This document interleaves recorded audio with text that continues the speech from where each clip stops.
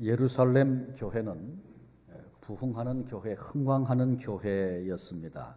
오순절 이후에 베드로가 나아가 외치고 설교할 때 하루에 3,000명이 회개하고 5,000명이 예수님께로 돌아오는 역사가 있었습니다. 그런데 이때 예루살렘 교회의 대부분의 성도들, 구성원들은 여러 곳에서 절기를 지키러 올라왔던 헬라파 유대인들이었다는 사실을 우리들이 알고 있습니다. 예루살렘 교회는 수적으로만 증가했던 것이 아니고 날마다 기도하기 힘쓰고 예수 그리스도가 우리의 주라고 증거했습니다. 그리고 자원해서 물질도 나누는 사랑의 공동체였습니다. 그런데 교회가 큰 충격을 받은 것은 스데반의 순교입니다. 이때 많은 성도들도 잡혀서 갇히게 되었고 이후에 예루살렘 교회는 급속도로 교세가 줄어들었습니다. 곳곳으로 흩어졌던 이제 성도들이 증인으로 복음을 외치게 되었고 사마리아 교회, 안디옥 교회 이런 신생 교회들이 곳곳에서 생겨나게 됐습니다. 이것은 우리 주님의 섭리였습니다. 그런데 이때 흩어진 성도들 또한 대부분이 헬라파 유대인들이었습니다. 사도행전 8장 1절에 보면 사도 외에는 다 유대와 사마리아 모든 땅으로 흩어지니라. 환난 이후에 핍박 이후에 기록된 말씀입니다. 그런데 이 말은 12사도밖에는 안 남았다. 12명 교인으로 예루살렘 교회가 줄었다. 단지 그런 표현이 아니고 이제는 히브리파 유대인, 소수였던 히브리파 유대인들만 남게 되었다. 그런 의미입니다. 헬라파 유대인들은 본래 해외 교포들이었습니다. 그래서 예루살렘의 삶의 터전을 갖고 있지 않던 사람들입니다. 그러니 핍박이 왔을 때 쉽게 곳곳으로 흩어질 수 있었던 그런 이유가 됩니다. 그러나 그것이 전부는 아니었습니다. 히브리파 유대인은 헬라파 유대인들에 비해서 아주 보수적인 그런 신앙을 가지고 있었습니다. 그래서 복음으로 예수 그리스도의 십자가의 그 은혜로 그 사랑으로 구원을 받고 여전히 성전에 정기적으로 참여하고 규례 안에 여전히 그들이 거하였습니다. 우리가 이미 살펴보았던 것처럼 베드로가 제9식 기도 시간에 성전에 기도하러 갔다가 그날 안진뱅이 일으켰던 역사 기억하실 것입니다. 기도 시간이 되면 성전에 올라가 기도하는 것, 규례 안에 있는 거죠. 그들의 삶 속에 아주 자연스럽게 나타나고 있는 문화와 같은 것이었습니다. 그런가 하면 헬라파 유대인들은 새로운 것들, 이미 다양한 경험을 해외에 살면서 했기 때문에 새로운 것들을 쉽게 포용하고 받아들이는 그런 사람들이었습니다. 그래서 복음으로 받는 구원에 대하여 깨닫게 되고 나서 더 이상 율법에 얽매이지 않았습니다. 복음 안에서 자유를 누린 사람들이 헬라파 유대인들이었습니다. 먼저 이 은혜를 깨닫고 아주 기쁨으로 쉽게 이 자유 속에 들어가게 된 것이죠.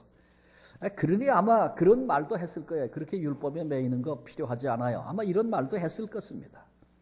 초대교회가 유대교로부터 핍박을 받습니다. 율법주의자로부터 핍박을 받습니다. 그때 그 주요한 인물이 사울이었다는 사실은 이미 우리가 함께 나눈 바 있습니다. 그러니 자연적으로 유대교, 율법주의자들이 예루살렘 교회를 핍박하는데 아주 자연적으로 헬라파 유대인들에게 그 핍박이 집중되었던 것, 그것은 사실입니다. 그래서 헬라파 유대인들이 견디지 못하고 먼저 흩어졌습니다. 그리고 제일 먼저 순교한 사람이 스데반이죠. 스데반도 헬라파 유대인입니다. 그 교회 안에 구제 문제 때문에 문제가 됐을 때 이제 사도들이 제안을 해가지고 7명의 집사님들을 세웠잖아요. 근데 그때 그 7명의 집사님들의 이름이 다 헬라파 이름이라고 그랬어요. 그러니까 다수에 속해 있는 헬라파의 집사님들이 7분이 세워진 겁니다. 그러니까 스데반이 헬라파 사람이었기 때문에 핍박에 더 먼저 노출되고 대상이 되어서 이제 순교를 제일 먼저 당하게 되었다. 그런 말씀입니다. 유대교 입장에서 보면 히브리파 유대인 성도들 여전히 성전 안에 있고 규례 안에 있기 때문에 크게 문제될 것이 없다. 출발점에는 그렇게 보여졌습니다. 여러분 빌립이라는 전도자 집사님을 기억하죠? 이 사람도 헬라파 유대인입니다. 전도자로 사역을 했는데 그의 행적을 이미 우리가 살폈습니다. 사마리아에서 그가 복음 전할 때 놀라운 역사가 일어나서 사마리아의 교회가 생겼어요. 그때 예루살렘 교회가 베드로와 요한을 보내죠. 그들과 가서 대화도 나누고 그들에게 안수할 때 성령께서 임하셔서 사마리아에 하나님의 은혜가 임한 것을, 구원의 역사가 임한 것을 확증하게 되었습니다. 그리고 빌립은 가사로 가서 에디오피아 간다게의 국고를 맡았던 네시를 만나게 되고 그에게 복음을 전하고 그가 예수님을 믿고 구원받고 세례를 받는 그런 이야기 이미 우리가 살폈습니다. 그리고 그 얘기를 설명하고 있는 사도행전 8장 40절 마지막 절에 아소도에 나타나 여러 성에 다니며 복음을 전하고 가이사랴에 이르니라. 빌립이 그랬다는 거예요. 곳곳에 다니면서 마침내 가이사랴에 이르게 됩니다. 그리고 나서 사도행전을 읽어보면 쭉 빌립의 얘기가 전혀 등장을 하질 않습니다. 21장에 한 번 나오는데 21장 8절을 제가 읽어볼게요. 가이사랴에 이르러 7 집사 중 하나인 전도자 빌립의 집에 들어가서 머무니라. 가이사랴에 전도자 빌립의 집이 있었어요. 그러니까 빌립이 거기 살면서 사역을 하고 있었다, 그런 얘기입니다. 근데 그 집에 누가 들어갔어요?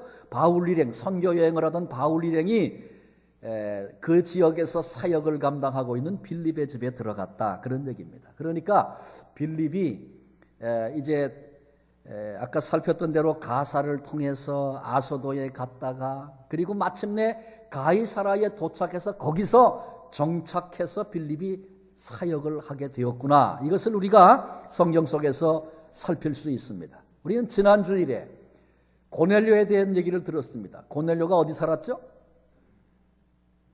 이게 처음 듣는 얘기여서 너무 어려운 얘기여서. 어디 살았어요? 가이사랴에 살았어요. 고넬료가. 거기 주둔하고 있는 군대 백부장이었어요. 근데 하나님의 명령을 듣고 베드로를 초청하지 않습니까? 근데 이때 베드로는 어디 있었어요? 욥바라는 곳에 있었어요.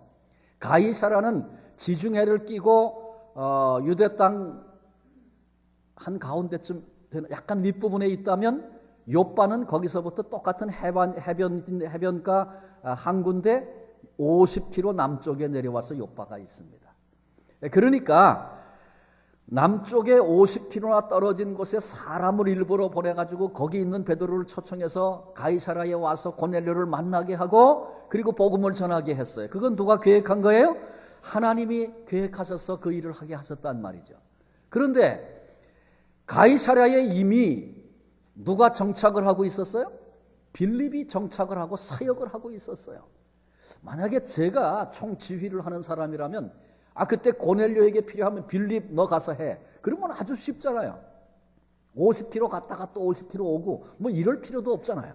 그런데 하나님이 그렇게 하신 데에는 이유가 있겠죠. 베드로가 이방인 고넬료에게 가서 말씀을 선포하던 중에 성령께서 임하셨고 그리고 하나님의 자녀된 것을 확인하고 그들과 깊은 교제를 나누게 됩니다.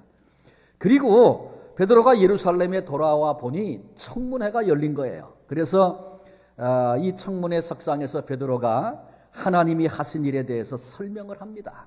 그랬더니 잠잠해졌어요. 그 문제가 해결이 됐다, 그런 얘기죠. 근데 그때 만일 베드로가 아니고 빌립이 와서 헬라파 집사님이었던 빌립이 고넬료에게 복음 전하고 그 다음에 역사가 있었고 그 다음에 예루살렘에 와서 그때 되어진 일을 만약에 빌립이 보고했다면 히브리파 유대인, 특별히 강력했던 할례당의 그 반대를 결코 피해가지 못했을 것입니다.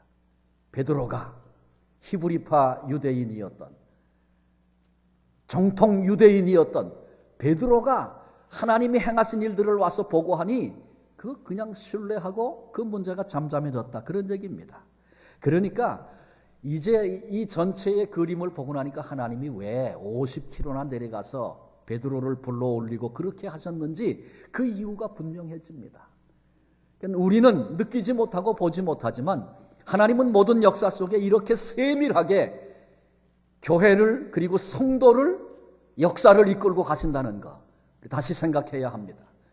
그래서 여러 가지 염려들이 우리가 이 땅을 살아가는 데 있어요. 그런데 그 모든 일들을 세밀하게 붙잡으시고 인도하시고 이끄시는 분은 여호와 우리 하나님이십니다. 우리는 보지 못하고 우리는 생각하지 못하니까 염려해요. 그러나 하나님은 다 보고 계시고 알고 계신 분이고 그 하나님이 우리의 목자가 되시니까 우리는 안심하고 맡겨드리고 오늘 평강으로 이 길을 갈 수 있는 줄로 믿습니다. 오늘 11장 우리 전반부를 본문으로 이렇게 같이 소개했고 읽었는데 이 11장에는 두 교회가 나옵니다. 오늘 살피려는 전반부에 나와 있는 예루살렘 교회, 그리고 다음 주에 읽고 살피게 될 안디옥 교회가 그 후반부에 나오게 됩니다. 이 두 주간에 걸쳐 예루살렘 교회, 그 다음에 안디옥 교회를 살피려고 합니다. 어떤 단체든지 흥하는 단체가 있는가 하면 쇠하고 망해가는 단체가 있습니다. 이 방향이 결정이 되어 있다는 거죠. 그렇게 가고 있다는 거죠, 지금. 그런데 가정도 그렇습니다. 우리가 일하는 사업체도 그렇고요. 나라도 그렇습니다. 심지어 교회도 예외가 아닙니다. 그런데 흥하는 단체는 특징이 있어요. 흥해 갈 수밖에 없는 특징이 있고, 그런가 하면 망하는 단체도 쇠하고 망하는 이유와 특징이 있습니다. 추락하는 것은 날개가 있다, 그런 말을 하죠. 허황된 날개짓을 했다가 추락하는 비극을 겪는 그런 일에 대한 교훈적인 이야기라 생각을 합니다. 거기에는 이유가 있다는 거죠. 우리가 속한 공동체, 사업장, 목장, 가정, 우리 교회, 우리가 살펴서 만약에 우리 속에 망하는 특징이 있다면 그거 빨리 깨달아야죠. 그리고 그것이 흥하는 특징으로 바뀌어 갈 수 있도록 하나님 앞에서 결단하고 그런 역할을 우리가 해야 합니다. 그런가 하면 우리 속에 흥하는 특징이 있다면 감사하고 그걸 귀하게 여기고 그리고 그것을 잘 지켜 발전시켜 나가야 할 것이 우리들의 사명입니다. 너무 극단적인 설명일 수 있겠지만 그러나 그 의미를 좀 담아서 얘기한다면 예루살렘 교회는 쇠해가는 교회의 특징을 우리에게 보여주고 있어요. 그런가 하면 다음 주에 살필 안디옥 교회는 흥해가는 교회의 특징을 우리에게 나타내 주고 있습니다. 예루살렘 교회 한때는 굉장히 부흥했던 교회입니다. 핍박이 밀려왔을 때 헬라파 성도들은 다 흩어지고 히브리파 유대인들이 거기 남게 되어 있습니다. 그런데 남아있는 히브리파 성도들은 대부분이 할례당이었습니다. 할례당인데 예수를 믿는 사람들이에요. 2절에 보니까 베드로가 예루살렘에 올라갔을 때에 할례자들이 비난하여, 지금 그 얘기 지금 하고 있는 겁니다. 이스라엘 사람들은 아들을 낳으면 반드시 예외 없이 8일 만에 다 할례를 받습니다. 예루살렘 교인들은 그러니 다 할례 받은 사람들입니다. 단지 할례 받았다 그런 정도의 얘기가 아니고 할례자, 할례당, 심지어는 그렇게 불릴 만큼 아주 특수한 사람들이었다 그런 얘기입니다. 이 사람들은 예수님께서 유대인의 메시아로 오셨기 때문에 만일 이방인들이 예수를 믿겠다고 하면 이스라엘 사람들과 똑같이 구약의 율법 지켜야 되고 당연히 하나님의 백성된 증표 할례 받아야 한다 이렇게 주장하는 사람들입니다. 근데 우리는 지금 할례당, 비할례당 혹은 유대인, 이방인, 헬라파 유대인, 히브리파 유대인 그러면 잘 감이 안 옵니다. 근데 제가 자꾸 이 얘기를 또 설명하고 말씀을 드리는 것은 이제 사도행전 속에 나타나고 있는 분쟁이나 이런 문제들이 지속적으로 이 문제 때문에 생기는 일들이 많이 있어요. 그래서 우리가 그런 것들을 좀 명확하게 봐야 사도행전이 전해주는 그 의미를 바로 이해할 수 있기 때문에 이런 말씀을 길게 드린 것입니다. 근데 예루살렘 교회를 주류를 이루고 있는 사람들은 이같이 할례 받은 사람들, 할례당이었습니다. 그래서 예루살렘 교회가 쇠해가는 교회라고 그렇게 특징이 있다고 말씀을 드렸는데 쇠해가는 교회의 특징을 알려면 할례당의 특징 보면 압니다. 어떤 사람들이 어떤 단체가 망하는가 할례당의 특징을 잘 이해하면 우리가 그거 배울 수 있어요. 그래서 오늘은 이제 이 할례당의 특징 어떻게 하면 망하나 이런 문제를 좀 살피려고 그래요. 그래서 우리가 잘 배워서 망하자 그런 얘기가 아니고 우리는 반대로 하면 흥하겠구나 이거 배우는 거죠. 교훈이죠. 두 가지입니다. 첫째는 할례당은 전통의 노예가 된 사람들입니다. 우리 지난 주일에 고넬료의 집에 베드로가 설교할 때 성령이 임하셨죠. 그리고 고넬료가 베드로에게 며칠 더 우리 집에 머뭅시다. 그래서 베드로가 그 집에 머물면서 많은 사람들 양육도 하고 깊은 교제를 나눴습니다. 그런데 그러는 동안에 이런 소문이 예루살렘까지 들려왔습니다. 이방인이 성령을 받고 세례를 받게 되었다, 그런 얘기입니다. 그래서 베드로가 이제 모든 일정을 마치고 예루살렘으로 돌아와 보니 몇몇 사람들이 청문회를 열어놓고 기다리고 있는 거예요. 근데 이것을 주도했던 사람들이 바로 할례당 사람들입니다. 무엇이 문제라고 지금 말하는 거예요? 3절에 보니까 이르되 내가 무할례자의 집에 들어가 함께 먹었다 하니. 이스라엘 백성들은 경건을 유지하기 위해서 하나님의 명령을 따라 먹을 수 있는 음식과 먹지 못할 음식이 구분되어 있다고 지난주에 말씀드렸죠. 돼지고기는 못 먹지만 소고기는 먹어요. 그럼에도 소고기에 피가 들어가 있으면 그것도 먹지 못합니다. 이런 규례 때문에 이 사람들은 이방인의 집에 출입하려고 하지 않았습니다. 왜? 부정해질까 봐 염려하기 때문에 그렇습니다. 그런데 베드로가 이방인 고넬료의 집에 며칠을 머물렀다는 것입니다. 거기 머물고 거기서 잤으니 당연히 음식도 먹었죠. 그러니까 심각한 문제가 벌어졌다, 이렇게 지금 보고 있는 것입니다. 예수님께서 이 땅에 오셔서 모든 율법이 완성됐다 말씀하셨어요. 그리고 정결의식에서부터도 해방되어 자유하게 하셨습니다. 베드로에게 하나님이 환상을 주셨죠. 못 먹는 거 가득한데 그걸 먹으라 그래요. 나 못 먹습니다. 과거에도 안 먹었고 지금도 안 먹습니다. 그때 성령께서 하나님이 거룩하다 하신 것을 사람이 내가 어찌 속되다 하느냐, 그 환상을 3번 보고 이게 도대체 무슨 의미일까 이렇게 생각하고 있을 때 이방인 고넬료가 보낸 사람이 왔어요. 초청장을 받게 된 겁니다. 그 초청한 대상이 이방인이에요. 그럴 때 베드로가 깨달았어요. 하나님이 가라고 하시는구나. 나는 속된 것이라고 생각했는데 하나님은 아니라고 말씀하시는구나. 그래서 거절하지 않고 주셨던 마음을 가지고 고넬료의 집에 가고 있지 않습니까? 베드로가 환상을 통해서 그거 깨달았어요. 그런데 지금 이 청문회를 열고 있는 이 사람들, 할례당들, 옛것을 여전히 고집하고 있는 것입니다. 일찍이 예수님께서 마가복음 7장 15절 16절에 무엇이든지 밖에서 사람에게로 들어가는 것은 능히 사람을 더럽게 하지 못하되 사람 안에서 나오는 것이 사람을 더럽게 하는 것이니라. 예수님이 하신 말씀이에요. 뭘 먹어서 더러워지는 게 아니고 사람 속에 있는 것, 그것이 나올 때 그것이 사람을 더럽게 한다. 19절에는 이렇게 말씀합니다. 이는 마음으로 들어가지 아니하고 배로 들어가 뒤로 나감이라. 이러므로 모든 음식물은 깨끗하다 하시니라. 음식이 위에 들어갔다가 밖으로 나가는 거지, 그것이 사람의 마음을 더럽게 깨끗하게 못하는 거다. 그러니 모든 음식은 깨끗하다고 이미 가르쳐 주셨습니다. 예수님은 이미 깨끗하다고 하셨는데 본문의 이 사람들은 지금도 정결의식에 연연해서 그걸 가지고 청문회를 열고 베드로 부정하다 비난하고 공격하고 있는 것입니다. 왜 그렇습니까? 이들은 전통의 노예가 돼서 그렇습니다. 망해가는 단체를 잘 보십시오. 예외 없이 전통의 노예가 돼 있으므로 멸망하는 경우 많습니다. 옛날에 하던 방식, 옛날의 사고방식 절대 고수합니다. 결코 바꾸려고 하지 않습니다. 여러분, 그러면 망하는 겁니다.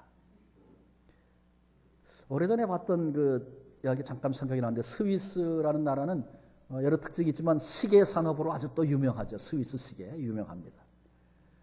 근데 시계 박람회도 하고 그러는데 그런 자리에 어떤 분이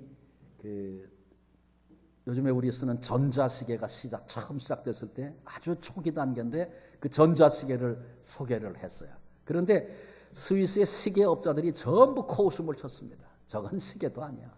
왜? 우린 지금 유명한 시계, 아주 명품들 만들고 있다는 자부심, 긍지가 있기 때문에 그렇죠.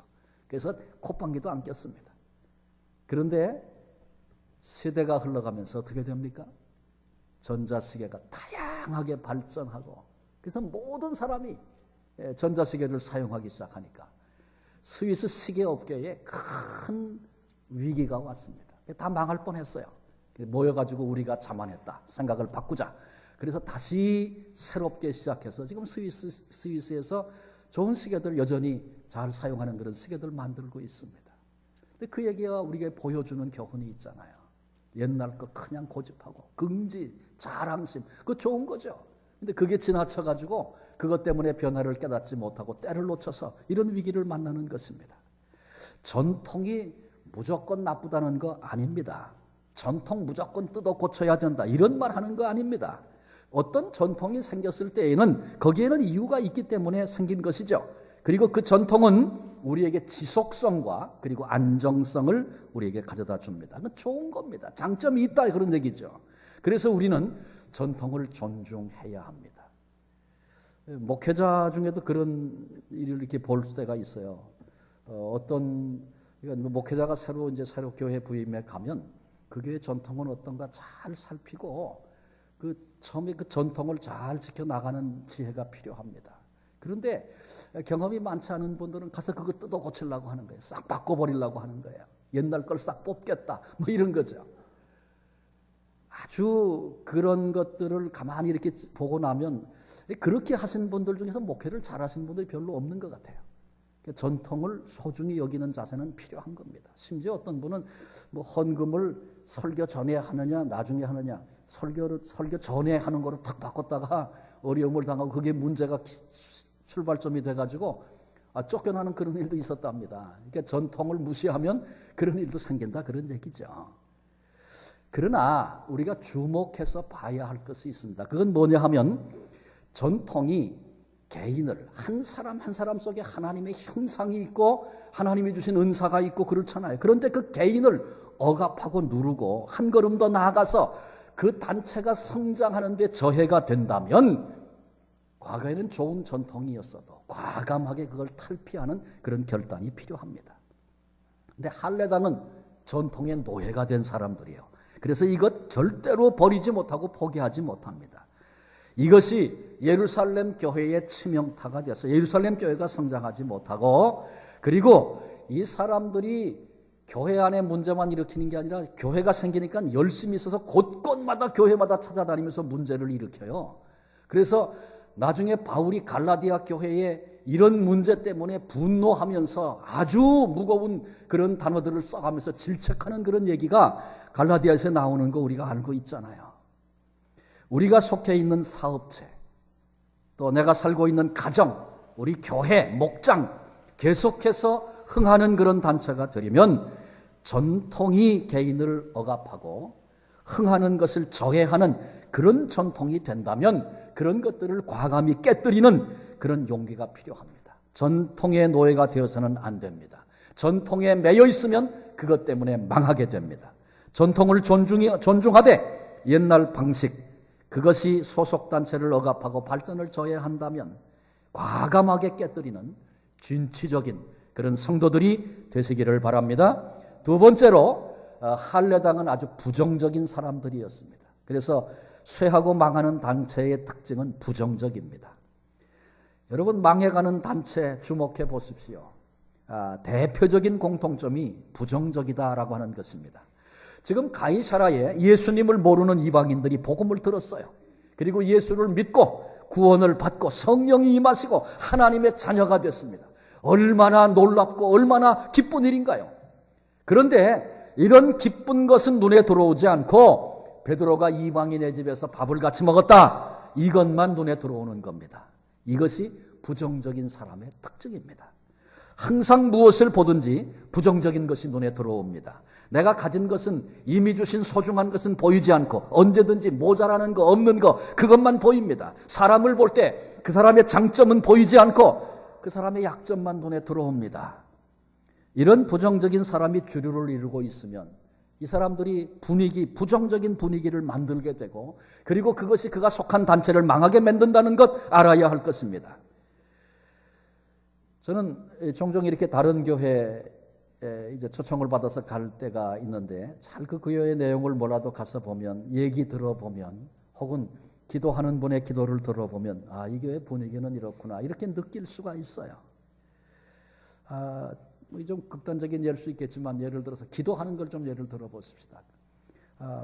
기도를 하는데 우리 목사님이 단위에서 인간적인 말씀 전하지 않고 하나님의 말씀만 전하게 해주세요. 우리 성도들이 자기만 아는 사람이 되지 말고 서로 사랑하는 성도가 되게 해주세요. 이렇게 기도했다고 해보십시다. 이렇게 기도한 사람이 부정적인 사람일까요? 긍정적인 사람일까요? 어떻게 보면 근사해 보이는데, 그렇게 들리는데 사실은 부정적인 사람입니다. 그 기도 속에 담겨 있는 것은 행여라도 목사님이 강단에서 인간적인 말 해가지고 사람들에게 상처 주고 누구 까고 그럴까봐 염려되는 게 한 구석에 있는 거예요. 교인들이 그리스도인이라고 하면서 서로 사랑하지 않는다는 질책이 그 기도 속에 담겨 있는 거예요.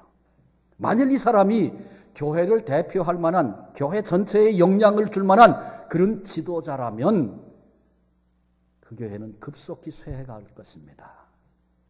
교회만 그런 것이 아니고 회사도 그렇고요. 가정도 마찬가지입니다. 대화하는 거 들어보면 압니다. 그런가 하면 흥하는 교회의 기도는 어떻습니까? 대화는 어떻습니까? 거기에는 감사가 많이 있습니다. 현재 모자라는 것, 부족한 것, 그것을 부인하는 것이 아닙니다. 그러나 이미 주신 소중한 것으로 인하여 감사하는 마음이 있기 때문입니다. 현재 문제가 있다는 것을 무시하는 것이 아닙니다. 그러나 문제가 있음에도 불구하고 하나님께서 해결해 주실 것을 믿기 때문에 감사할 수 있는 것입니다. 그러니까 부정적이냐 긍정적이냐 이건 단순히 뭐 심리적인 개인의 기질이나 내적 뭐 그런 것만을 얘기하는 게 아니고 깊숙이 들어가면 하나님을 신뢰하고 있느냐 하고 있지 않느냐 이 문제에 대한 것입니다. 하나님께서 역사를 붙들고 계시고 합력하여 반드시 선을 이루실 것이고 오차없이 하나님의 계획대로 가실 것이다. 이 부분에 대하여 신뢰하고 있으면 오늘 우리가 감사하게 되고 그리고 긍정적으로 소망을 말하게 되고 하나님이 우리를 반드시 이끌어 주실 것입니다. 이렇게 고백할 수 있는 것이죠. 그러니까 근본적인 하나님에 대한 신뢰가 없으면 가나안 땅 들어가면 다 죽는다. 현실이지만 그들이 말했던 게 사실이지만 거기서 하나님은 잊어버리고 있으니까 부정적인 얘기밖에는 할 수 없는 거죠. 우리가 긍정적이어야 흥한다. 이거 아주 가슴에 담아둬야 합니다. 우리의 기도가 우리의 시각이 부정적인가 긍정적인가 살피는 지혜가 필요하고 이 얘기는 다른 사람이 긍정적이냐 부정적이냐 이 얘기를 하는 게 아니라 오늘 이 자리에 참여한 우리 내가 긍정적인 사람인가 아니면 부정적인 사람인가 나를 돌아봐야 합니다. 부정적인 표현, 부정적인 분위기가 그 단체를 주장하기 시작하면 그리고 그것이 계속 유지되면 결국 그것 때문에 망하게 됩니다. 교회도 그렇습니다. 사업체도 그렇습니다. 가정도 그렇습니다. 그러나 부정적인 분위기를 긍정적인 분위기로 바꿔나가면 그 조직과 그 단체는 망하는 데서 흥하는 대로 그 존재의 방향이 바뀌는 이런 축복을 경험하게 됩니다. 그래서 우리는 나는 어떤 말버릇을 가지고 있나 내 시각은 뭐가 잘 보이나 주목해 살펴봐야 합니다. 나는 대화 중에 감사가 많은 사람인가? 입만 열면 불평이 나오는 사람인가? 항상 대화의 주제가 없는 것, 부족한 것, 문제거리 그것만 관심의 대상이라면 지금 우리는 나도 모르는 사이에 할례당이 되어가고 있다는 거 깨달아야 할 것입니다. 나로 인해서 분위기가 부정적이 돼가면 주위 사람들도 마찬가지로 부정적이 되어가고 그리고 더불어 함께 망하는 비극을 경험하게 됩니다. 그래서 목장과 교회가 계속해서 부정적인 분위기 가운데 있으면 하나님이 사람을 안 보내세요. 왜? 부정적인 분위기 속에 들어갔다가 함께 망하는 거 하나님이 원치 않으시니까. 그러나 하나님께 소망을 두고 우리가 긍정적으로 그렇게 바라보고 그렇게 고백하면 그 속에 들어가서 함께 하나님의 복을 누리고 흥하게 되니까 하나님이 거기 사람도 보내주시지 않겠습니까? 그러므로 우리가 우리 자신을 스스로 돌아보고 혹 내 안에 부정적인 것이 있다면 긍정적인 것으로 바꿔야 할 것입니다. 대화할 때 문제에 초점을 맞추지 말고 해결 방안에 초점을 맞추는 것은 지혜입니다. 이렇게 한번 해보면 어떨까요? 이런 창조적인 제안이 긍정적으로 살아가는 삶의 방식, 좋은 대화의 방식입니다. 문제가 언제든지 있지요.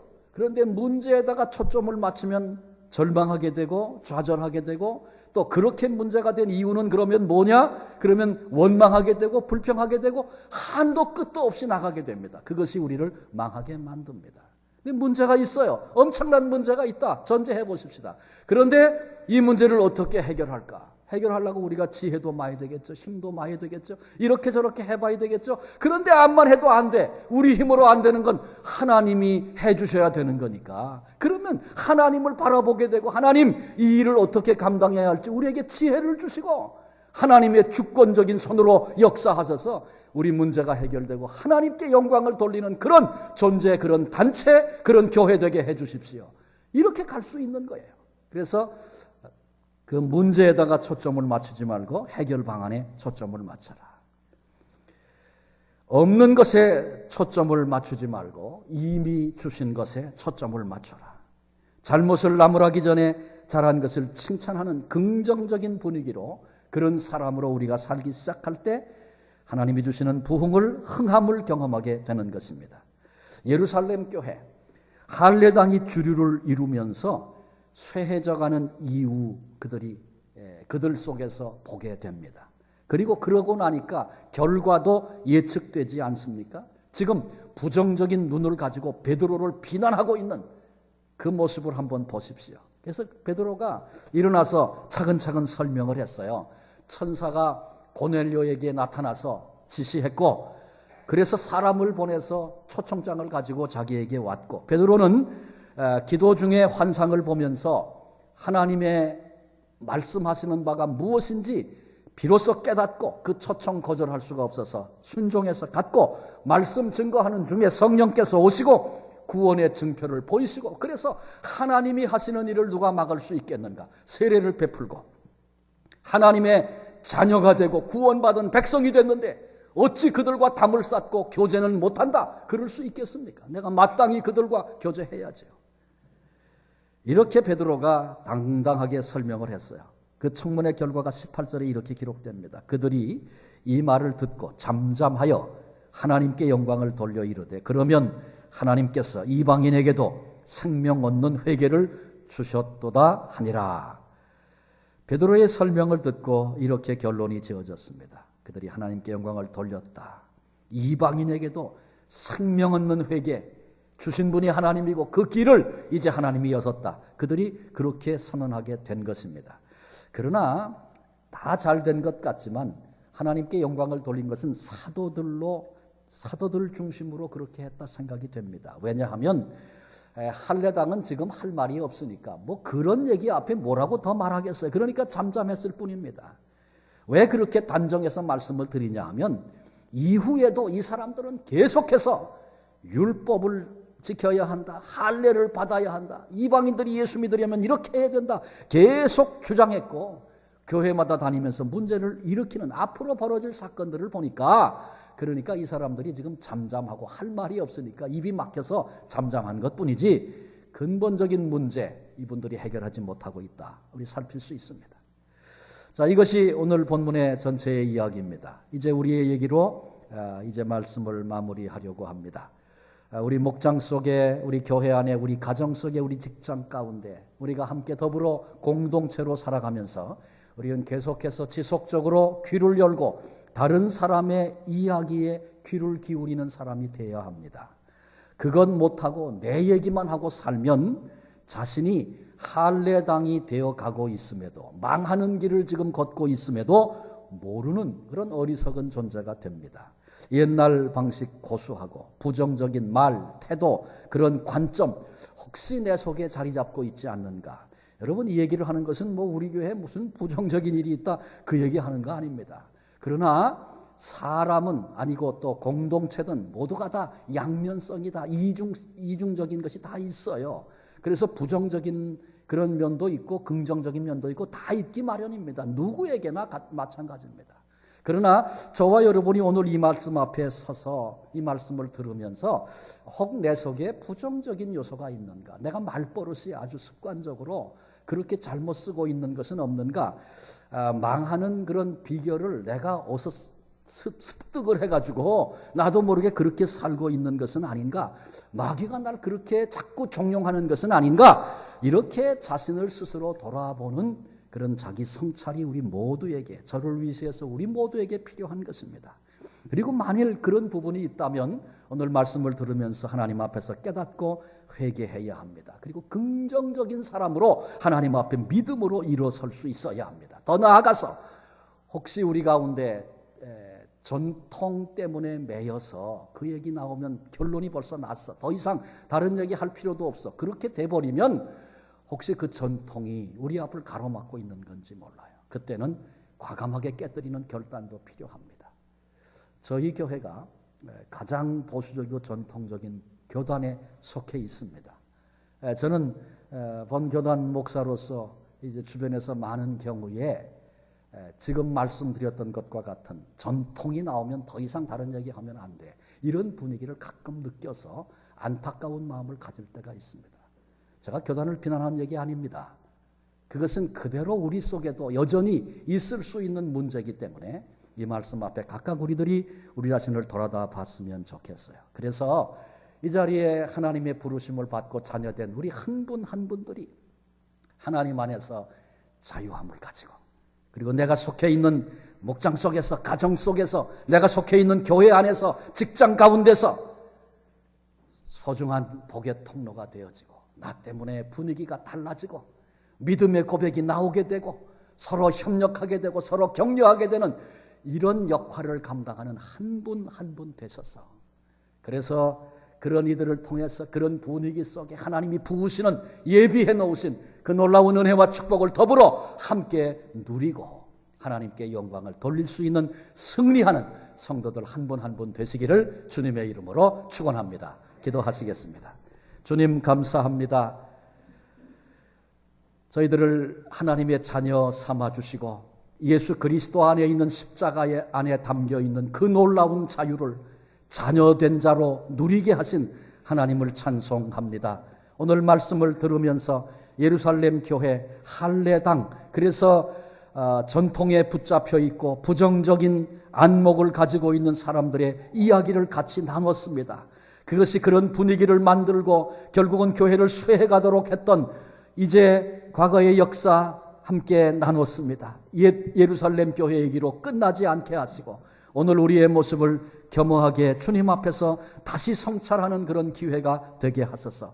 나도 모르게 생겨진 부정적인 것 있다면, 전통 안에 매여 있는 부분들이 혹 있다면 하나님 돌아보고 주 앞에 내놓고 돌이켜 새로워지게 하소서. 하나님께서 기뻐하시는, 하나님께서 우리를 부르신 그 사명을 위해서 함께 일어나 격려하며 부단히 이 길을 승리로 걸어갈 수 있는 믿음의 장부들이 다 되게 하여 주옵소서. 교회 안에서, 목장 안에서, 우리 가정 속에서, 내가 일하는 사업체와 그리고 직장 속에서, 우리 민족 속에서 한 사람의 역할이 그렇게도 소중하고 귀한 것 믿습니다. 하나님이 그 일 때문에 우리를 부르셨사오니 한 분 한 분이 하나님 앞에 귀한 역할을 감당해서 부흥하는 역할을 감당하고 하나님을 높여드리는 사명을 감당하고 그런 분위기를 만들어내며 앞장서 귀한 사명들을 감당하는 하나님의 귀한 일꾼들 다 되게 하시고 그런 가정 되게 하시고, 그래서 주님이 날마다 영광 받으시는 귀한 은혜, 귀한 승리 넘치게 하시옵소서. 우리를 이 복된 자리에 불러주신 예수 그리스도의 이름으로 감사하며 기도하옵나이다. 아멘.